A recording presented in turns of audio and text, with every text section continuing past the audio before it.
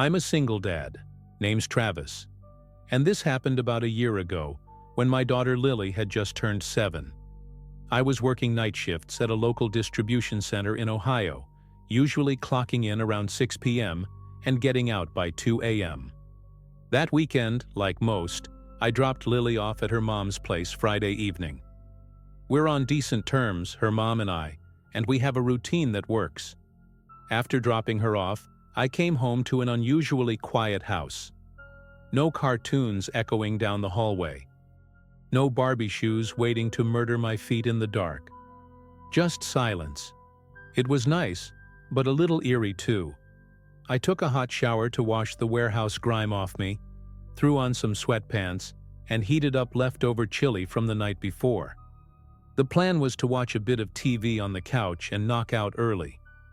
My body was already in shutdown mode. I think I made it through maybe half an episode of The Office before I passed out.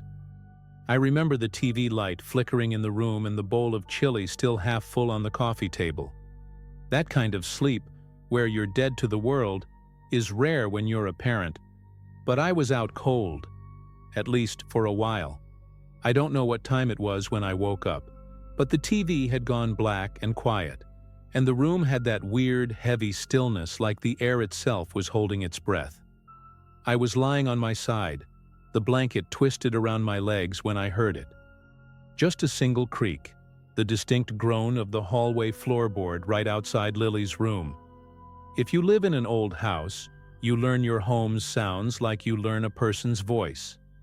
That specific board always gave a little protest when stepped on. The kind of sound Lily would make during her late-night bathroom trips. But she wasn't home. That realization hit me like a jolt of ice water. At first I stayed completely still, eyes scanning the dark ceiling, my breath shallow.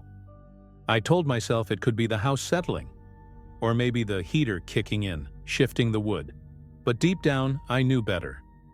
I reached over, grabbed my phone from the couch cushion, and checked the time. 3:17 a.m. I didn't get up right away. I just listened. And after maybe 30 seconds of silence, I heard another noise. Faint, like a soft tap. I couldn't place it, but it sounded like it came from the end of the hallway, right near Lily's room. I finally stood up, moving slow, trying not to make a sound. The wood under my feet creaked, and I instantly winced. It felt way louder than it probably was. I crept toward the hallway, my phone gripped tight in one hand like it could protect me. No weapon, no plan. Just adrenaline and this low, sick feeling crawling up my spine. The hallway was dark, but I could still make out the faint outline of Lily's door, slightly ajar. I swear I had closed it earlier. Not all the way, but enough. That detail stuck with me, even then. Enough to twist my gut a little tighter. When I pushed the door open, it barely made a sound. Everything in the room was as it should be.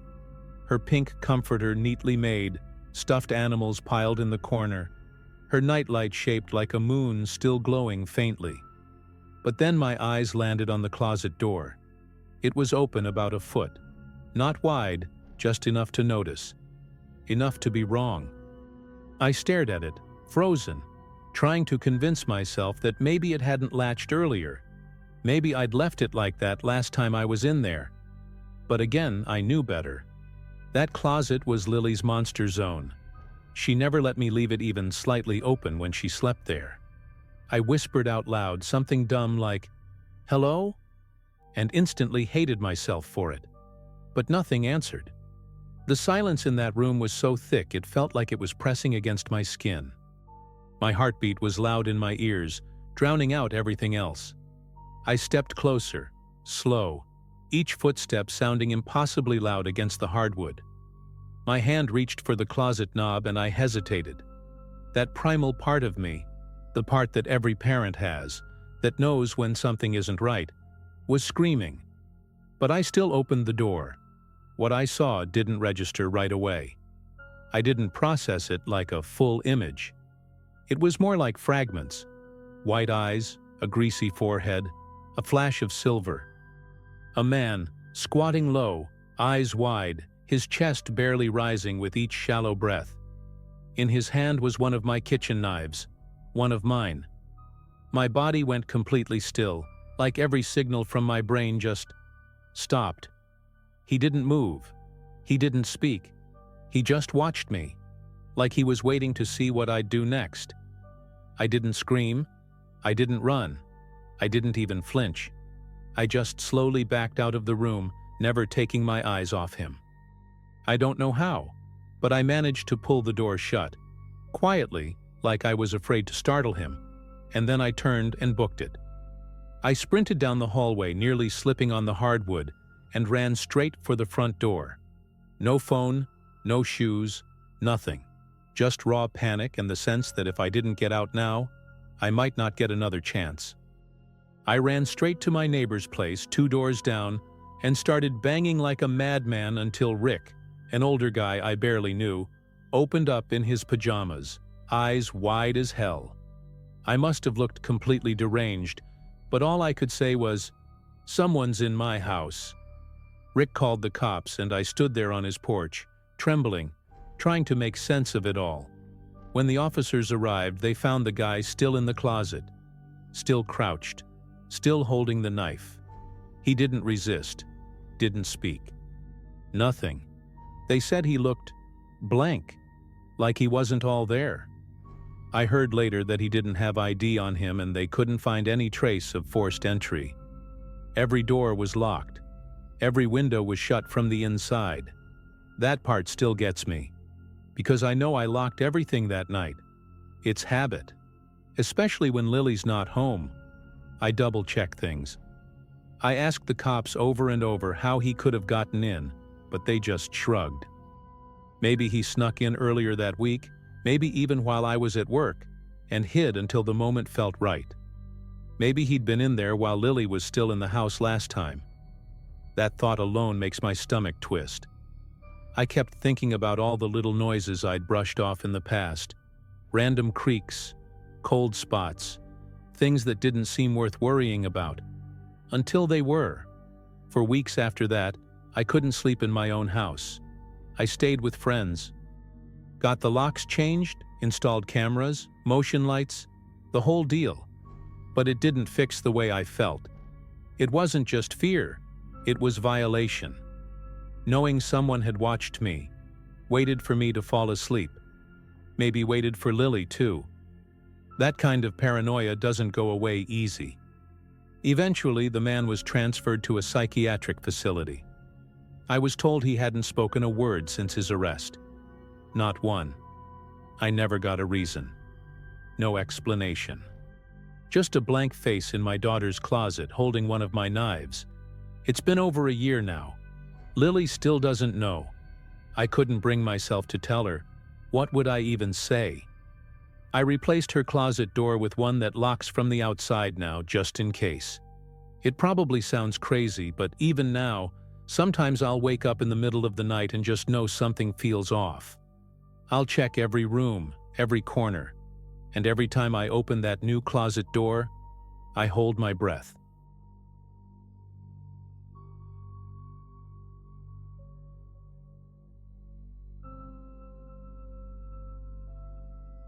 I'm 36 now, but this happened when I had just turned 34. My name's Melanie, and at the time, I had just moved into a newly renovated rental in a quiet suburb outside of Charlotte, North Carolina. I was recently divorced, trying to get my life back on track, and the house seemed perfect, affordable, modernized, a nice backyard for my 2 kids, and most importantly, a fresh start. The landlord told me it had been vacant for a while and just went through a full renovation. I didn't ask too many questions. Honestly, I was just relieved to finally find something that felt safe after all the chaos of the past year. From the outside, it looked like any other middle-class home. Fresh beige paint, white trim, a little garden bed near the porch. The neighbors were mostly older couples or young families, and it had that peaceful, sleepy feel, the kind where you actually hear crickets at night. For the first few weeks, everything was smooth. The kids adjusted quickly, and I finally felt like I could breathe again. But little things started to bother me. Like, I'd noticed the motion lights in the backyard would go off late at night, even when the dog was with me inside. Once or twice, I saw people walking down the sidewalk slowly, glancing over at the house in a way that didn't sit right with me. One night in early October, I was cleaning up dinner dishes when I spotted a man standing by the edge of the fence out back. He wasn't doing anything, just standing there facing the house, like he was waiting for something. I froze. After what felt like forever, he slowly walked away into the dark. I wanted to believe it was just some guy cutting through, maybe lost, but the way he looked at the house made my skin crawl. I started locking every door and window obsessively after that. I even put a chair under the handle of the backsliding door just to be sure. I told myself I was just being paranoid, but deep down I knew something was off. The scariest part is, I almost didn't stay there that weekend. My kids were with their dad for a few days, and I was tempted to spend the night at a friend's place just for company, but I was exhausted. I fell asleep watching some old true crime doc in bed, thinking about absolutely nothing. Then, at 2:08 a.m. Exactly. I sat straight up in bed because I heard the distinct, horrifying sound of the backsliding door being forced open. That low, gritty scrape of metal on metal when the lock barely holds, and then gives out. I froze for a second, then grabbed my phone and practically dove into the bedroom closet, pulling the door shut behind me as quietly as I could. Inside the closet, it was pitch black, except for the faint glow from my phone screen. My heart was pounding so hard I could barely hold it. I kept the phone on silent, hovering my finger over 911 but too scared to make a sound. I could hear footsteps, heavy, deliberate, moving through the living room. And then, one of the voices. A man said, "Jason." Not yelling, not whispering. Just calling out like he was expecting someone to answer from another room. Then another voice. "Yo, check the back room. He might be asleep." I felt every single hair on my body stand up. I remember thinking, they're in the wrong house. But they think they're in the right one. They walked right past the closet. I could hear one of them opening doors, checking each room. One of them laughed quietly and said, "Place looks cleaned up. Weird." I couldn't tell how many were in the house, but I knew there were at least two. At one point, one of them opened the bathroom door that's directly across from my bedroom, and I could see the hallway light flicker in through the slats of the closet. I covered my mouth with both hands and stayed as still as I could. My legs were already going numb, and I kept trying to figure out if I should call 911 now, or wait until I knew exactly where they were. After what felt like forever, I heard one of them say something that made everything inside me drop. "He's not here. Let's bounce. But keep the line open. Maybe he's still coming." That's when I realized they weren't just looking around. They were waiting for someone. Someone they thought still used the house. About a minute later, the front door opened and closed, and everything went silent. I stayed in the closet for at least 10 more minutes, afraid they might come back. When I finally called the cops, my voice was shaking so bad I could barely explain what happened. But they came fast, maybe 10 minutes, and cleared the house. One of the officers was older, gray mustache, looked like someone's dad. He walked through every room with me, asking if anything was missing, touched, or damaged. Nothing was. Nothing at all. That was the weirdest part. They didn't steal anything, didn't break much, just walked around like they had every right to be there. The officer asked if I knew anyone named Jason. I said no. Then he asked if I'd just moved in, and when I told him it had been about 6 weeks, he exchanged this look with the other guy, like something clicked. That's when he said something I'll never forget. "Ma'am, I don't think they were trying to rob you. I think they thought this place still belonged to someone else." Later that morning, one of the officers returned with a plainclothes detective. They asked if they could take a look around the property again, especially the back fence and the alley behind it. I offered them coffee, more to calm myself than anything, and tried to act like I wasn't still shaking. The detective was quiet, methodical, and asked some really specific questions, like if I'd ever received mail or packages addressed to someone named Jay Moreno. I hadn't, but I remembered a package being left on the porch about a week after I moved in. It didn't have a name, just a code scribbled in marker. I tossed it, thinking it was left by mistake. He didn't say much after that, just nodded and said, "That explains a lot." Turns out, the house used to be a drop point for a local gang. A quiet one, not the kind you see on the news, more like a low-profile drug distribution setup. The detective said the place had been under surveillance over a year ago, but when it changed owners, the heat died down, and they probably assumed the house was back in play. Apparently, when I moved in, someone didn't get the memo. Those guys that night? They were likely there to pick something up, or meet someone. And when they didn't find who they were looking for, they just left, thinking it was some kind of mix-up. It's insane to think I was literally hiding in a closet while two dealers casually walked through my living room like they had a key. I moved out 2 weeks later. No warning, no hesitation. The landlord tried to reassure me, said he had no idea about the house's history, claimed it had been cleared and was safe. But there was no way I could keep living there. Every noise at night made me jump. I slept with a hammer next to my bed and all the lights on. I even put a baby monitor in the hallway just in case I needed to hear something. The feeling that someone else thought they still belonged in my home, that was the part that got to me. Not the fear of violence, oddly enough, but the violation of presence. That this place I was building a new life in had already belonged to ghosts I couldn't see. People always think horror is about blood or ghosts or things you can't explain. But this was different. This was real.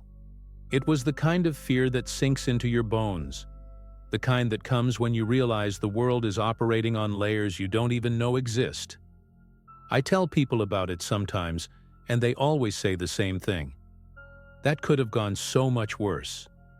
And they're right. I think about it all the time. What if I hadn't locked the bedroom door? What if I'd made a sound in the closet? What if the kids had been home? I never got answers to all my questions. The police didn't find the men, and nothing else ever happened after I moved out. But I still think about that night, and every time I hear a sliding door, something in me tenses. If you're ever renting a house that seems too perfect, ask questions. Ask what it was before the new paint, the new floors, the new smiles from the realtor. Because sometimes, behind all the renovations, there's a history that doesn't want to leave quietly.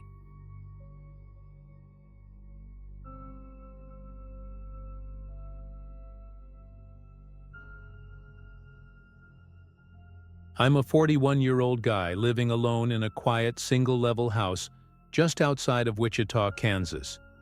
It's the kind of neighborhood where everyone waves when they drive by, but no one really knows each other. I moved here 5 years ago after my divorce, mostly for the peace and the cheap property taxes. I work as a maintenance supervisor at a local warehouse, and I keep to myself.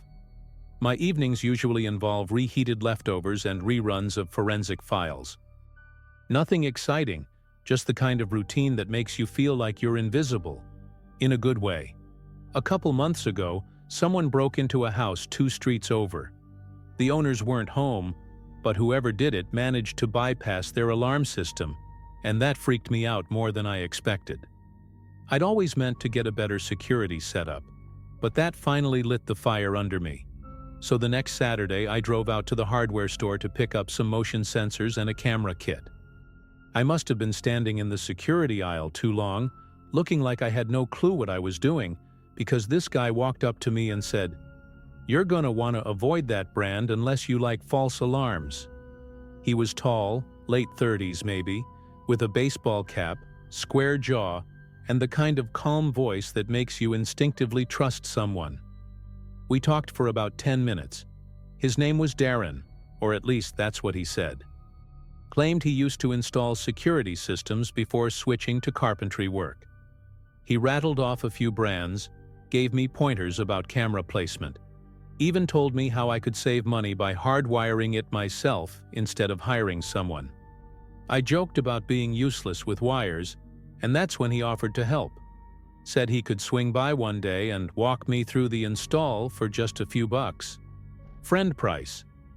It felt weird at first, but he didn't pressure me. Just handed me a folded-up business card with his number on it and said, "Only if you want to. I live out this way too." I sat on the idea for a couple days. It did seem sketchy, sure, but I called him. He picked up right away, sounded friendly, and we set a time for him to come by the following Wednesday after I got off work. When he showed up, he brought a small toolbox and walked me through the layout of the cameras like he'd done it 100 times. He even pointed out a few blind spots I hadn't considered. Nothing about the interaction set off any alarms, pun not intended. He didn't go into any locked areas, didn't ask weird questions, and left after about 45 minutes. Said I could text him if I needed help finishing the setup. I thanked him, felt like I got lucky with free advice, and that was it. About a week went by and nothing really happened. I worked my usual shifts, came home, and slowly finished setting up the cameras with the guide he gave me. I even sent Darren a text once asking about how to adjust the night vision range, and he replied with a thumbs-up emoji and said, "You're doing great." After that, we didn't talk again. Everything felt normal. But on a Tuesday, I remember because it was one of our long maintenance days. I got home around 7:30 p.m. and immediately noticed something was off. My porch light was on, which I normally keep off unless I'm expecting someone. That's when I noticed my back gate was slightly open. At first I figured maybe the wind had pushed it, or maybe I hadn't latched it right. But when I walked around the side of the house to check, I saw something that made my stomach flip. The back door, the one I always lock religiously, was cracked open. Just enough to see the dark inside. No signs of a forced entry, no shattered glass, no scratches on the knob. Just open.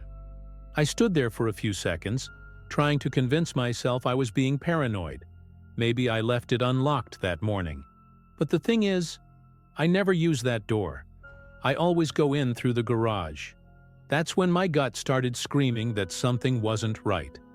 I stepped inside slowly, holding my keys like a weapon, even though I knew they wouldn't help if someone was really in there. The house was dead quiet, and weirdly cold.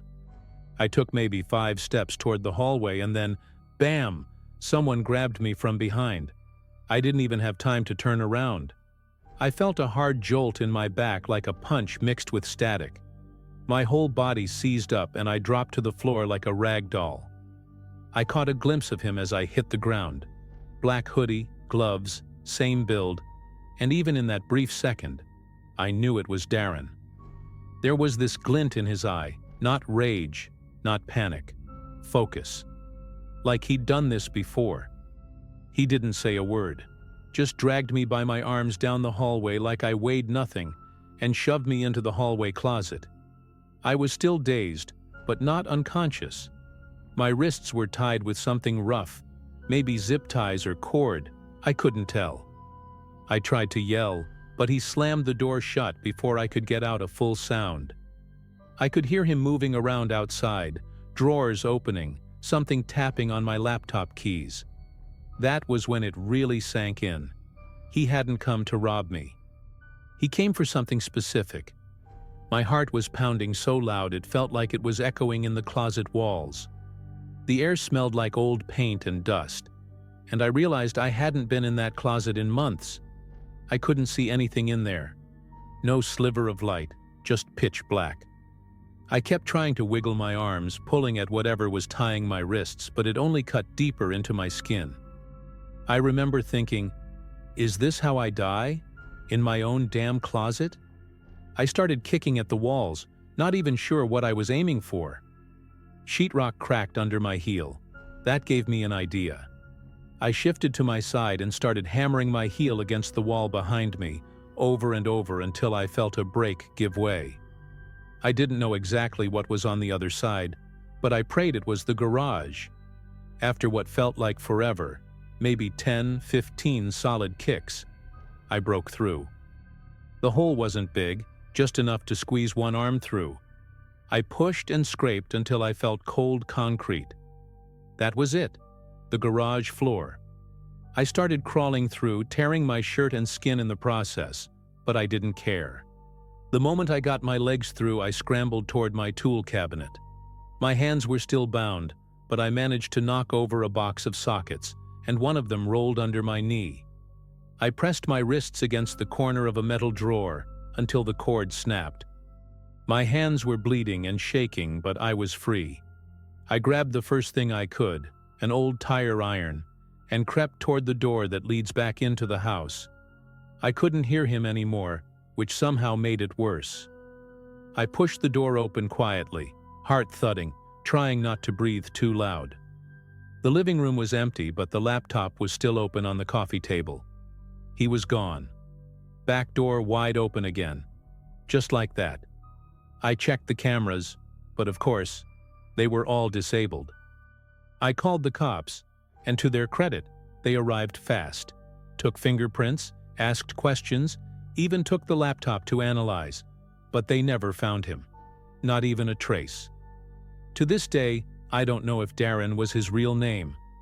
The number he gave me was disconnected. The business card? Blank on the back, no company, no website, just Darren Home Security, and a local number that went nowhere.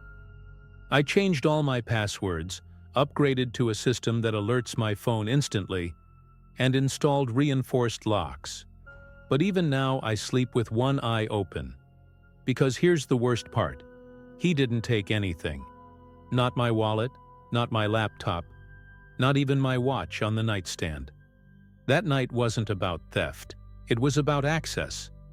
He wanted something I still don't fully understand, and maybe the scariest part is, I might have let him in willingly.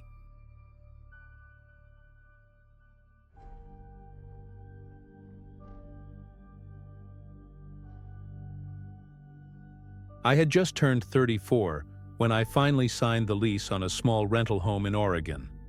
I'd been living in apartments my entire adult life, always surrounded by noise, paper-thin walls, and the awkward dance of avoiding eye contact in laundry rooms. This house felt like a fresh start. It was in a quiet residential neighborhood just outside of Salem, a modest single-level place with a tiny fenced backyard and a cherry blossom tree out front that had already started shedding petals like confetti. I moved in alone after a messy breakup that I don't even want to get into, and I was honestly looking forward to the silence and space. I had taken 2 days off work to get settled, and on the second night I was still surrounded by boxes and drinking lukewarm coffee out of a paper cup. That night I was doing the classic just one more box routine around 9:45 p.m. My phone was playing a true crime podcast in the background, and the soft glow of a floor lamp was the only light on in the house. I remember it clearly because I was bent over an open box of books when I heard the knock, 3 sharp raps that echoed a little too loudly in the quiet. I froze for a second. It was late, and I didn't know anyone in the neighborhood yet, but I figured maybe it was a neighbor coming to say hi or let me know I'd parked too close to a mailbox or something. I walked to the front door, still barefoot, and peered through the peephole. 2 men stood on the porch. They were wearing matching polo shirts, gray with a faded logo I couldn't quite make out, and one of them was holding what looked like a clipboard. The taller one had a buzz cut and a faint scar running down his cheek, while the other was stockier, with deep lines around his mouth like he was always half grimacing. "Hey, sorry to bother you," the taller one said before I even opened the door. "We're with Ridgeway Movers. We think some boxes got dropped off here by mistake." I cracked the door open a few inches, leaving the chain on. "I didn't see any extra boxes," I told them, trying to keep my voice neutral. "We're pretty sure it was this address," the stocky one added. "Just wanted to check before we file a report." They didn't seem aggressive, but something about them felt off. the way they kept looking past me into the house. The buzz-cut guy shifted slightly like he was angling to get a better view inside. Still, I was tired, disoriented from all the unpacking, and part of me didn't want to be the paranoid woman alone. So I told them to wait a second and stepped outside, planning to walk to the edge of the driveway and prove to them there were no boxes around. That's when I heard something. Just the faintest creak of the wooden floorboards inside. My stomach dropped. I hadn't locked the back door. I turned, instinct taking over, and bolted back inside, shoving the front door closed behind me and flipping the deadbolt. I sprinted through the hallway, barefoot, heart punching against my ribs. The house was small, but every shadow felt bigger now. My brain was racing ahead of me, already imagining someone standing in the kitchen, hiding behind the hallway wall, crouched in a dark corner. I grabbed the first thing I saw, a broom, hands trembling so hard I almost dropped it. The back door was wide open. Not cracked, not halfway. Wide open, like someone had walked in without even trying to be quiet. I stood completely still in the living room, barely breathing, listening. That's when I heard the softest shuffle of footsteps on carpet, coming from the guest room on the left side of the house. I didn't call the cops right away. I don't know why.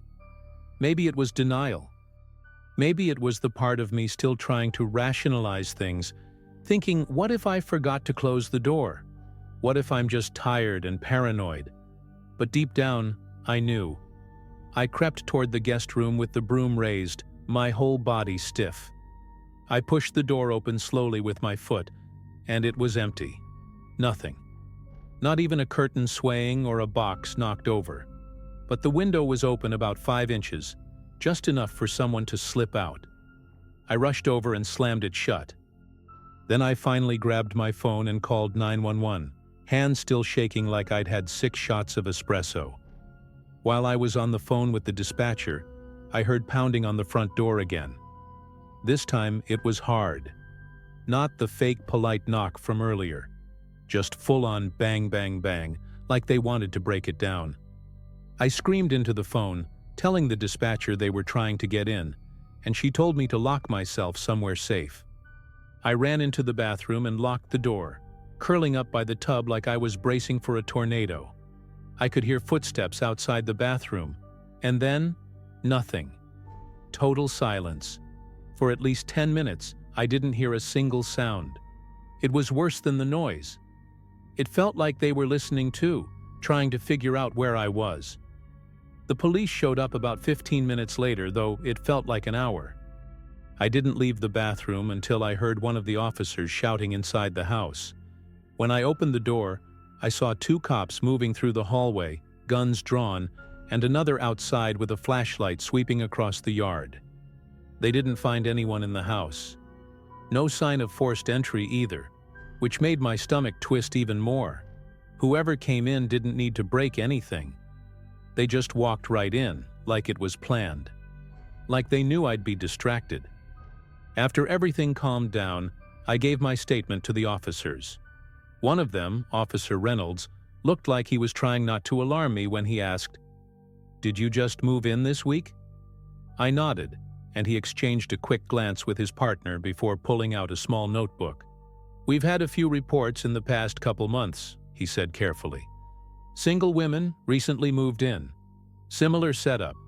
2 guys at the front door, some excuse to get them outside. Meanwhile, a 3rd guy slips in through the back." I felt sick. It wasn't random.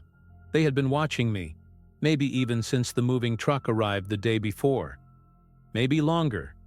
They brought in a forensics team to dust for prints, but I never heard back about any solid leads. For the next week, I couldn't sleep without all the lights on. I installed cameras around the house, reinforced the locks, even got one of those doorstop alarms that screams if someone tries to open anything. But what really got under my skin was something one of the officers mentioned as they were leaving that night. He said they'd found fresh boot prints in the dirt right under the guest room window. 3 separate sets. Not 2. 3. The same number of voices I thought I heard outside, The same number of men in the reported cases. That's when it clicked.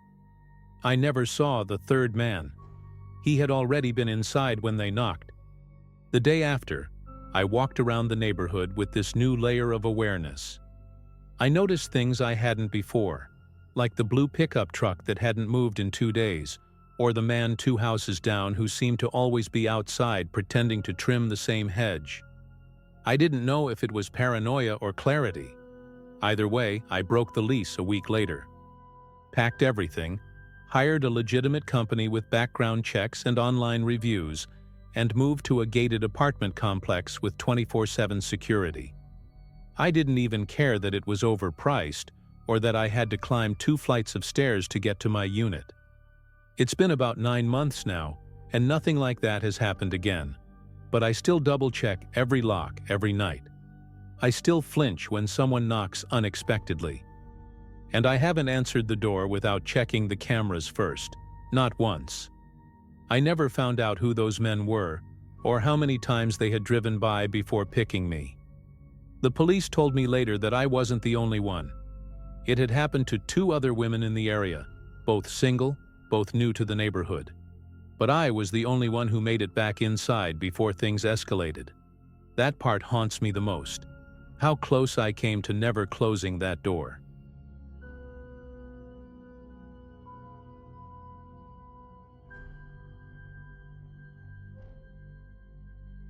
I'm not really the type to post stuff like this online, but after what happened, I've had this constant knot in my chest that hasn't gone away. Maybe putting it into words will help me make some sense of it, or at least warn someone else who might be a little too trusting, like I was.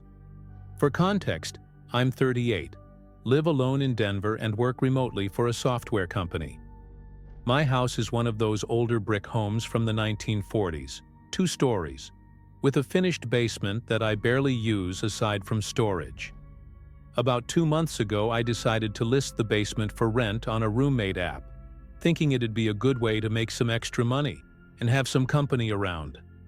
The listing was nothing fancy, just a short write-up with a few photos, bedroom, bathroom, separate entrance through the backyard.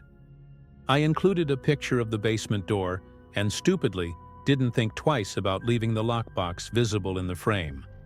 I used a standard realtor-style lockbox to hold the spare key for potential renters doing self-tours. The idea was they'd message me through the app, we'd agree on a time, and I'd give them the combo to check out the place. I scheduled a tour with a guy named Mark H. for a Thursday afternoon. Mid-30s, clean profile, polite messages. He never showed up. Not a big deal. I figured he flaked like most people do with online stuff these days. That night I stayed up late watching a documentary, passed out around 1:30 a.m. My dog, Moose, a big black lab mix with more bark than bite, was curled up at the foot of my bed like usual. I remember waking up groggy around 3 a.m. to the sound of him growling. Not barking, growling. Low and steady, like he sensed something. I sat up, still half asleep, and tried to listen. I didn't hear anything at first. Then I noticed my phone wasn't charging, which was weird. I checked the outlet. Nothing. The whole house was oddly quiet, like the silence you get when the Wi-Fi's out, and even the smart devices stop humming. I stepped out into the hallway, and that's when I saw it. A silhouette. A tall figure, maybe 6 feet, standing completely still just past the stairs. At first I thought I was dreaming. The hallway light was off, but the street lamp through the window gave just enough light to catch his outline. He wasn't moving, just standing there, facing me. I froze. Moose growled again, louder this time, and that's when the man turned and bolted down the stairs. I heard the basement door slam shut a second later. It took me a full 5 seconds before I could move. I ran back into my bedroom, shut the door, and called 911 with shaking hands. I could barely explain what happened. I was rambling something about a man in my hallway, a dog growling, a door slamming. The dispatcher stayed calm and told me to stay put until officers arrived. I grabbed the baseball bat I keep in the closet, more for spiders than intruders, honestly, and stood with my back against the bedroom door, heart pounding so hard I thought I might pass out. Moose stayed pressed against my leg the whole time, tail stiff, ears pinned back. He wasn't barking anymore, just alert, like he was ready to lunge if anyone came through that door. The cops showed up in less than 10 minutes. I ran downstairs to let them in, trying to explain everything in one breath. To their credit, they took it seriously right away. One officer checked the basement while the other asked me to sit down and go over the details again. The basement was empty, but the back door was cracked open. Nothing appeared stolen. No signs of forced entry. That's when I remembered the lockbox. We went out back, and sure enough, it was hanging there open. The spare key was gone. I remember feeling this pit open in my stomach. I hadn't told anyone the code that day except for the guy who never showed, Mark. The weirdest part? The security camera I had pointing at the backyard, it had been turned to face the wall. Not unplugged, not smashed, just physically turned so it couldn't see anything. I pulled up the app, and the feed was dead. That's when I realized the router had been unplugged too. The guy had known exactly what to do. It wasn't random. He hadn't broken in. He'd planned this. He'd gotten the code somehow and used it when I was asleep. That's when the officer asked me to show him the rental listing I'd posted. I opened the app and showed them the photos. As soon as we got to the one of the basement door, the officer pointed. "There, that's your lockbox." It hit me all at once. The lockbox was in full view in the picture. The numbers were just barely visible if you zoomed in. I hadn't even noticed, but someone who really wanted to could easily enhance the image or just guess from what they saw. I felt sick. I had basically handed him the key to my house, and I had invited him. That realization was maybe the worst part. This guy had never even needed to meet me. After the police left, I couldn't sleep. I just sat in the living room with every light on, Moose curled up next to me, alert to every creak in the house. I kept replaying the image of that figure in the hallway, how still he was, how quiet. He didn't take anything, didn't speak, didn't even try to hide. It was like he was just observing. I kept thinking, what if Moose hadn't growled? What if I hadn't woken up when I did? That guy was already inside. He had the key. He turned off the Wi-Fi, the camera. He could have done anything. I don't like to let my mind wander too far in that direction, but it's hard not to. The next day, I took the listing down immediately. I also replaced the locks on every door, including the basement. I even got a new security system, hardwired this time, with a battery backup and cellular alert. I reported the user Mark H through the app, but when I checked later, the profile was gone. Vanished. No activity, no messages, no trace. I gave the police everything, screenshots, chat logs, photos, but I haven't heard any updates since. They said it might have been part of a larger pattern. That chilled me more than anything else. Like this wasn't even personal, just something this guy does. The craziest part? I started going through the photos in my camera roll that night, trying to see what else might have given something away. And I found a screenshot I'd taken of the lockbox setup months earlier before posting the ad. The code was completely clear in that version. I think I might have uploaded the wrong version by accident. It's such a stupid mistake, but it haunts me, because it was all it took. A blurry set of numbers in a photo, and someone used it to walk into my house like they belonged there. He didn't need to break in. I handed him the door. It's been almost 3 weeks now. I haven't had any more incidents, and part of me wonders if I scared him off, or if he just moved on to someone else. But I still wake up around 3 a.m. most nights listening for Moose, watching the hallway. I don't think I'll ever feel fully safe in this house again. It's not the creaks or the dark corners. It's the silence. The fact that someone was here. Someone who didn't want to steal. Someone who just stood there watching me sleep, and I'll never understand why.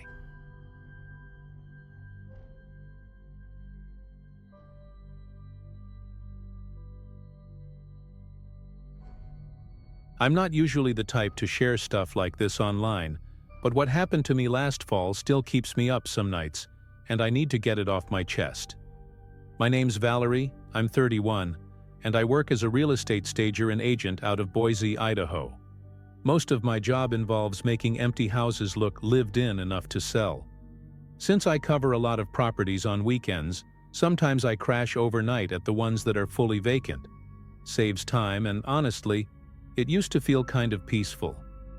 A quiet space, no distractions, just me and my checklist. That was before everything changed in that one place on Willow Creek Lane. This happened in early October, just as the weather was starting to cool down, but before the snow. The house was a two-story craftsman-style place at the edge of a cul-de-sac. Nothing fancy, just another flipped property meant to move fast. It had just been staged the week before, but the owners asked me to prep it again before Saturday's open house. I figured I'd bring my overnight bag, do the final touches at night, and sleep there. I'd done it dozens of times before. I remember I brought Thai takeout and a bottle of sparkling water, tossed my hoodie over one of the dining chairs, and kicked off my boots near the couch. The house had that weird echo that only empty homes have, but I was used to it. By 10:30 p.m., I had lit one of the fake candles for ambiance, adjusted a few pillows, and reviewed my notes. Everything looked good. I curled up on the staging couch with a fleece blanket I always kept in my car and started watching a show on my iPad. I must have passed out sometime after midnight. What woke me up wasn't a dream, or a phone call, or even the usual creaks of an old house adjusting to the cold. It was footsteps, slow, deliberate ones, moving directly above me. Not the shifting of pipes or wind against a vent. Actual feet. And not just one or two steps either. Someone was walking upstairs. I froze. For a second, I couldn't even process it. The house was supposed to be empty. I remember staring at the ceiling like maybe it would explain itself if I just listened harder. But the steps didn't stop. They went from the back corner of the second floor toward the hallway like someone was pacing or checking rooms. I slid off the couch so slowly that the blanket barely made a sound. My heart was hammering. I didn't even grab my phone. I just moved behind the kitchen island and crouched low, barely breathing. That's when I heard the voice. It was a man's voice. Low, kind of gravelly, like someone who smoked a lot or had been yelling earlier. I couldn't make out every word at first, but he was definitely on the phone with someone, and what I did catch made my stomach twist. He said something like, "Nah, it's still empty. They just left a bunch of fake crap in here. Nobody's living here yet." Then he laughed. Not loud, but in this unsettling, amused way that didn't match anything normal. I stayed frozen behind the counter, trying to control my breathing, terrified he'd come down the stairs. From the sound of it, he thought the house was still abandoned. He hadn't seen the light from the fake candle, or the blanket, or my bag by the couch. Not yet, anyway. I was shaking so bad I thought my knees were going to give out. I didn't know whether to stay hidden or make a run for the front door, which was unlocked. I kept trying to picture the floor plan in my head. He was upstairs, near the back. The front door was maybe 10 feet from me, but there was a wide staircase that curved down into the living room, and if he came down, he'd see everything. I didn't know if he was armed, if he was alone, or if he'd just freak out and attack me if he realized someone else was inside. All I knew was that I couldn't move until I knew exactly where he was. Then I heard another voice. Different. Quieter. A second person. Not on the phone this time. It sounded like a warning. Shh. Don't turn anything on. It came from the attic access hatch. I hadn't even noticed it before. It was one of those pull-down ladder types in the hallway ceiling. My skin went cold. They'd been living in the attic. Not just one guy. At least two people. probably more. That whole time I was staging and rearranging fake succulents and stacking magazines just right. They were above me, maybe listening, watching. That was the moment I realized this wasn't just someone breaking in.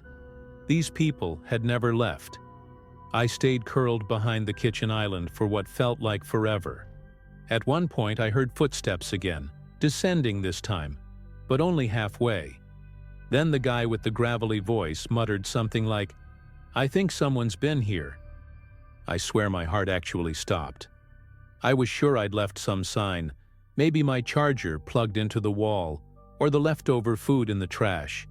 I reached slowly toward the knife block, hands trembling so hard I thought I might knock the whole thing over. I didn't want to hurt anyone. I just needed something, anything, if they found me. But then the footsteps stopped. Silence. Heavy, deliberate silence that made my ears ring. I stayed crouched for at least 15 more minutes, though it felt like hours. Every little creak, every tick of the house settling, made me flinch. I didn't hear the voices again. I didn't hear footsteps. Just dead, heavy silence. I finally worked up the nerve to crawl toward my bag without standing all the way up.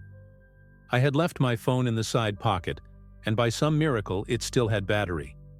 I turned the brightness all the way down and texted my brother, who lived 15 minutes away. "Come now, someone in house, don't call." He replied within seconds with just, "On my way, stay hidden." I almost cried from relief. My brother Tyler used to work security and he doesn't mess around. I knew he wouldn't show up alone or empty-handed. About 10 minutes later, I saw headlights sweep across the windows, and I prayed whoever was upstairs hadn't noticed. I heard the front door creak open slowly, and before I could say anything, Tyler's voice called out low, "Val, it's me." That was it. I ran. I came out from behind the island so fast I nearly slipped on the floor and bolted straight into him. I was whispering frantically, trying to tell him what I'd heard, but he was already moving, checking the stairs, listening. He didn't find anyone. The attic hatch was closed again, just like it had been when I arrived. No signs of forced entry. No footprints upstairs, nothing. But there was something in the attic when the police finally came. Blankets, cigarette butts, some half-eaten food, and a busted flip phone. Whoever had been there was gone by the time they checked. The officers said it's not that uncommon, especially in newly renovated homes that sit empty for long stretches. Squatters move in without anyone knowing. Still, they were surprised they hadn't found more. There were signs people had been staying there for weeks. I don't stay overnight in properties anymore. Not even the nice ones in gated neighborhoods. I always stage during the day and I never ever leave my bag inside if I'm not there. It's been months, and I still think about what would have happened if I'd snored, or turned on a lamp, or left a light on upstairs. I don't know what their intentions were. Maybe they were just crashing. But the way that man talked, like he'd been watching the house for a while, it felt darker than that. People say houses hold memories, but sometimes the real danger isn't what's left behind. It's who never left at all.